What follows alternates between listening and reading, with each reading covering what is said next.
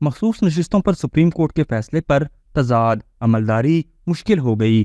Supreme court of Pakistan کے مخصوص نشستوں کے حوالے سے گزشتہ روز جاری ہونے والے تفصیلی فیصلے نے مزید ابہام پیدا کر دیے ہیں۔ اس فیصلے کے بعد کچھ سیاسی حلقے دلیل دے رہے ہیں کہ سپریم کورٹ کے فیصلے پر عمل درآمد کیا جانا چاہیے، چاہے وہ صحیح ہو یا غلط، مگر سوال یہ ہے کہ ایک متنازعہ فیصلے پر عمل درآمد کر کے پارلیمان کی صحیح سمت کا تعین کیسے کیا جا سکتا ہے۔ قانونی ماہرین کے مطابق 12 جولائی کو سپریم کورٹ کا مختصر حکم اور آج کا تفصیلی فیصلہ کسی طرح بھی مثبت اثرات نہیں رکھتا۔ اس سے اداروں میں آپس کا تناؤ بڑھے گا۔ اس کیس میں 2 ججوں کا اختلافی نوٹ اور ان کے بارے میں جسٹس منصور کے ریمارکس سپریم کورٹ کے اندر لڑائی کی عکاسی کرتے ہیں، جو آنے والے وقت میں شدت بھی اختیار کر سکتی ہے۔ کچھ قانونی حلقوں کا یہ بھی کہنا ہے کہ اگر سپریم کورٹ کو اس فیصلے پر عمل درآمد کرنا ہے تو اسے الیکشن ایکٹ میں ترامیم کو الٹرا وائر قرار دینا ہوگا۔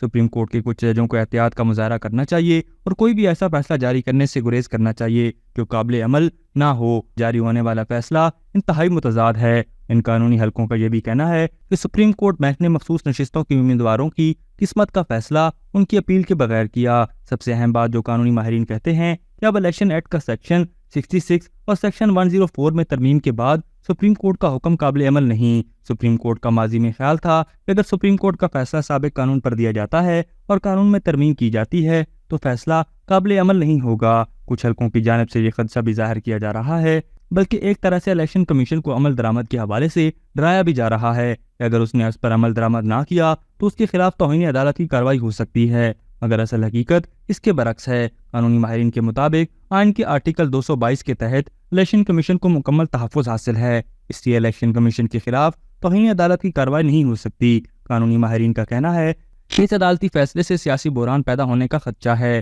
انٹرا پارٹی الیکشن کا فیصلہ الیکشن کمیشن نے ابھی نہیں کیا، اس فیصلے کے آنے کے بعد ہی اس پر غور ہوگا۔ الیکشن ایکٹ کا ترمیمی بل منظور ہو چکا ہے، جس کے تحت سپریم کورٹ کا 12 جولائی کا فیصلہ غیر مؤثر ہو چکا ہے۔ ابھی تک کے لیے صرف اتنا ہی۔ مزید دلچسپ اور تازہ ترین خبروں سے آگاہ رہنے کے لیے ہمارے چینل اسلام آباد انسائیڈر کو سبسکرائب کرنا مت بھولیے، اور اگر ہماری یہ ویڈیو آپ کو اچھی لگی ہے تو اسے لائک کر دیں اور اپنی قیمتی رائے کا اظہار نیچے دیے گئے کمنٹ سیکشن میں ضرور کریں۔